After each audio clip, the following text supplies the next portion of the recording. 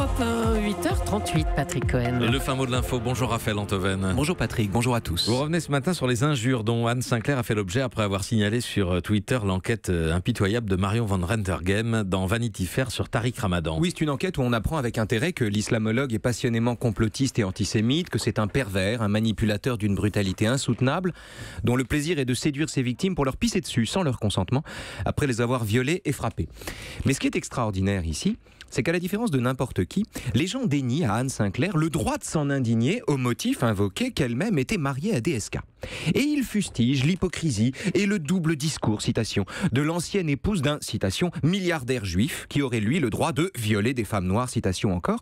Et ils font valoir qu'en raison de son lourd passé, la débauche et l'immoralité, disent-ils, ne devraient pas la choquer tant que ça, etc., etc.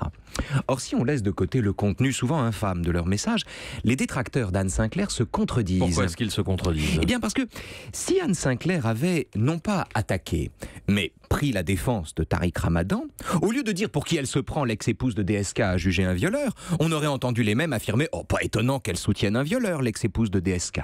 Quoi qu'elle dise, il s'indigne.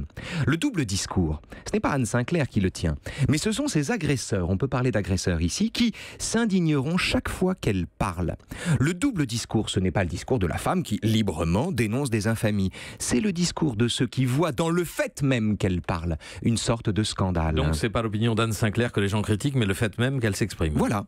Et pour la réduire au silence, la méthode est de s'indigner à tout prix. Il était arrivé, souvenez-vous, exactement la même chose à Elisabeth Badinter il y a quelque temps, quand des gros malins avaient dénoncé son double discours, citation encore, parce qu'elle pourfendait les vêtements islamiques, tout en étant premier actionnaire du groupe Publicis, un temps chargé de la com de l'Arabie Saoudite.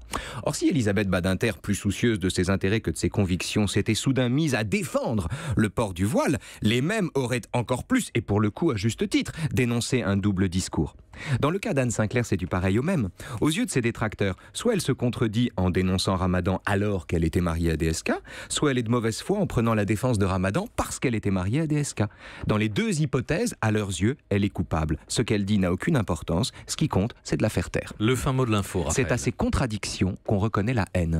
Raphaël Antoven. À demain. À demain. Europe 1.